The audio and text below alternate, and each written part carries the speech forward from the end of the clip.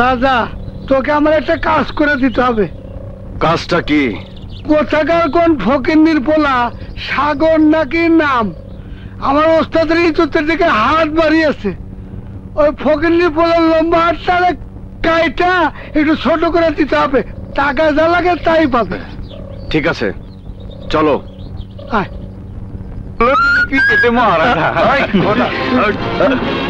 আপনারা কি চান আমার কাছে?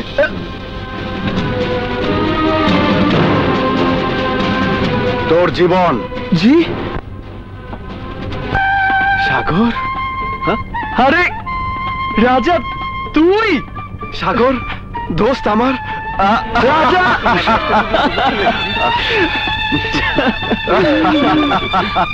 কিন্তু দোস্ত এসব কি? তোর হাতে অস্ত্র? হ্যাঁ দোস্ত, তোকে খুন করার জন্য সওদাগর আমাকে ভাড়া করে পাঠিয়েছে। আমি এখন ভাড়াটিয়া খুনি, টাকার বিনিময়ে মানুষের জীবন কেড়ে নি। কিন্তু কেন? আমার সবকিছুর পেছনে একটাই কারণ, টাকা। টাকা? হ্যাঁ টাকা। যে টাকার কারণে আমি আমার মাকে বাঁচাতে পারিনি, আমি পরীক্ষা দিতে পারিনি, এই টাকার জন্যই আজ আমি হাতে অস্ত্র তুলে নিয়েছি। তুই কিছুই ভাবিস না দোস্ত, এতদিন পর যখন তোর দেখা পেয়েছি তখন পৃথিবীর কেউ তোর কোনো ক্ষতি করতে পারবে না, যতদিন আমি বেঁচে থাকবো।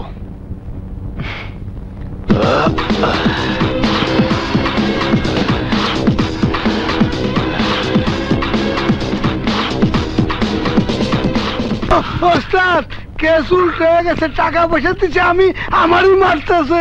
কে তুই? রাজা, মাস্তান রাজা, যাকে সবাই ভাড়াটে খুনি বলেই জানে। সাগরের লাশ কোথায়? না, সাগর না, লাশ হবে সে যে সাগরের দিকে চোখ তুলে তাকাবে।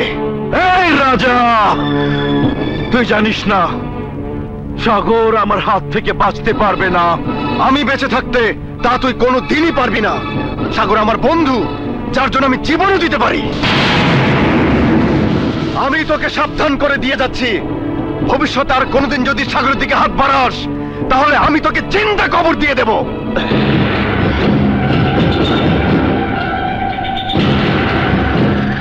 জিন্দা দাফন কে কাকে করবে তার সময় বলে দেবে। শেষ করে দে।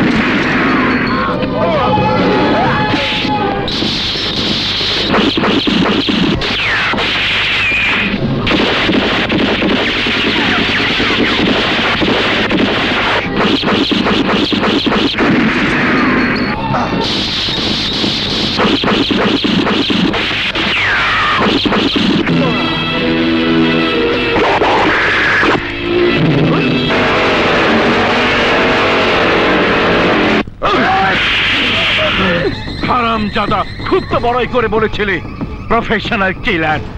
রাজাকে দিয়ে সাগরকে এই দুনিয়ার বুক থেকে সরিয়ে দেবে, কিন্তু এখন আমি কি জানতাম রাজা সাগরের ছোটবেলার বন্ধু। বন্ধু হোক আর ভাই হোক, সাগরকে এই পৃথিবীর বুক থেকে চলে যেতে হবে। শীঘ্রই সাগরের কবরের জন্য আজিমপুরে জায়গা কেনার ব্যবস্থা কর। আর রাজা সাগরকে না মেরে তুই তোর নিজের মরণ ডেকে এনেছিস। রাজা তুই কনফার্ম থাক, সাগরের কবরের পাশে তোর কবর রচনা করে দিলাম, কনফার্ম। তুই?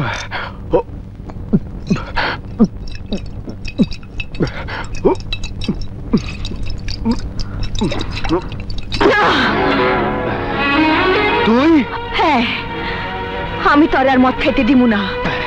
কেন দিবি না? আমাকে বাধা দেওয়ার তুই কে? আমি কি?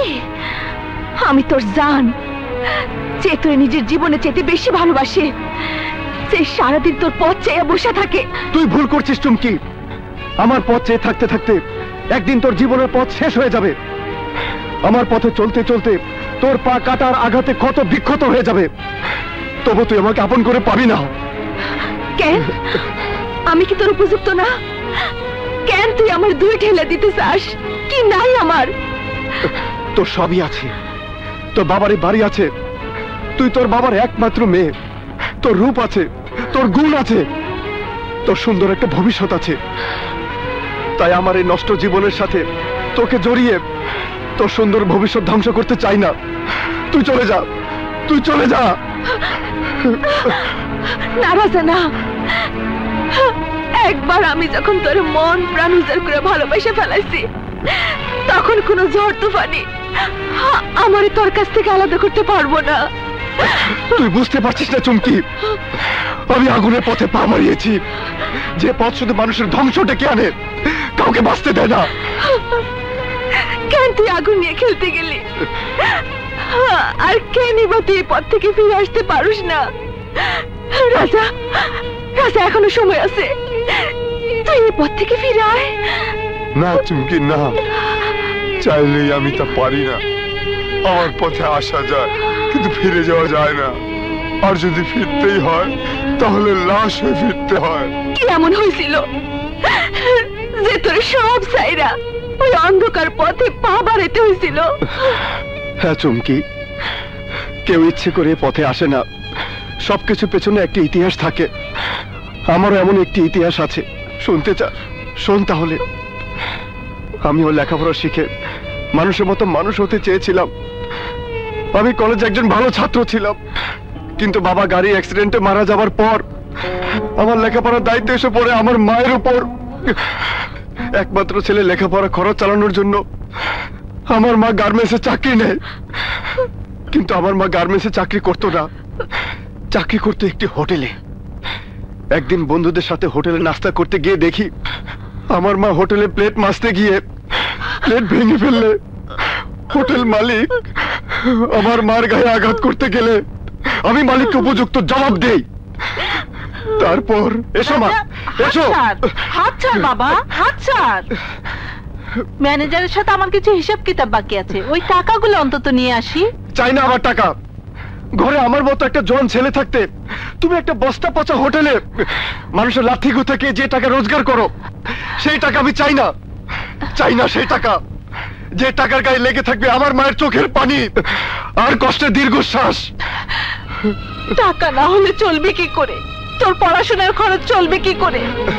প্রয়োজনে আমি নাইট কলেজে ভর্তি হব, দিনে কাজ করে রাতে পড়াশোনা করব, নিজে কষ্ট করে টাকা কামাই করব, কিন্তু তোমাকে আমি প্রতিনিয়ত অপমানিত হতে দেব না মা। রাজা, তুই বোঝার চেষ্টা কর বাবা। না, আমি আর বুঝবো না মা। যতবার আমি নিজে কাজ করতে চেয়েছি তুমি বাধা দিয়েছো। কিসের জন্য মা? কেন মা? যখনই তোমার কাছে জানতে চেয়েছি তুমি কোথায় কাজ করো, তুমি উত্তর দিয়েছো সেলাই কাজ করো। আমার কাছে তুমি সত্য গোপন করেছো কেন? কেন তুমি বলনি তোমাকে এত কষ্ট করতে হচ্ছে? উত্তর দাও মা, উত্তর দাও। সব করেছি আমার স্বপ্ন পূরণের জন্য বাবা, সব করেছি তোর সুখের জন্য। না মা, আমি এই সুখ চাই না। আজকের পর থেকে তুমি আর কোনোদিন ঘর থেকে বের হবে না। টাকা যা উপার্জন করার আমি করব, তবু তোমাকে আমি আর কষ্ট করতে দেব না মা। কিন্তু বাবা, কাজ জানা না থাকলে চাকরি পাওয়া বড় কঠিন। কোনো কঠিন নয় মা, আমি বন্ধুর গাড়িতে ড্রাইভিং শিখেছি, লাইসেন্সের সব কাগজ জমা দেওয়া আছে। প্রয়োজন ড্রাইভারের কাজ করব।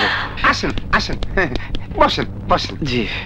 আপনার যে যোগ্যতা, তাতে আপনার ড্রাইভারের চাকরি হয়ে যাবে, কিন্তু শর্ত একটা। কিসের শর্ত? আমারে 2000 টাকা দিতে হবে। মানে? মানে এবারে আমি যা বলবো উনি তাই শুনবেন। হ্যাঁ আকবর আলী, যেভাবে হোক আমাকে নির্বাচনে জয়ী হতেই হবে। আর হ্যাঁ, এলাকার উন্নয়নমূলক কাজ আমার দলের লোকেরা ছাড়া অন্য দলের লোকেরা যেন করতে না পারে, বুঝেছো? ঠিক আছে, ওকে। স্যার আসেন আসেন আসেন। জি, জি। স্যার আসসালামু আলাইকুম। ওয়ালাইকুম আসসালাম। ওকে, নতুন ড্রাইভার, অভিজ্ঞতা আছে? সেই ব্যাপারে আপনি নিশ্চিন্ত থাকতে পারেন, সব আমি পরীক্ষা করে নিয়েছি। ঠিক কইছি না? জি জি, ঠিক আছে। তোমার কথা যদি ঠিক হয় তাহলে কালই জয়েন করতে বলো। ধন্যবাদ স্যার। শোনো, আজকের মিটিং কিন্তু খুব গুরুত্বপূর্ণ। আসসালামু আলাইকুম। সালাম।